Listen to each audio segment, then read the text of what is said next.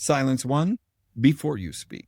In most meetings, someone throws out an idea and everyone rushes to respond. They want to be first. They want to be smart. Unshakable men don't rush. They pause. They let other people talk first. They listen for what's missing.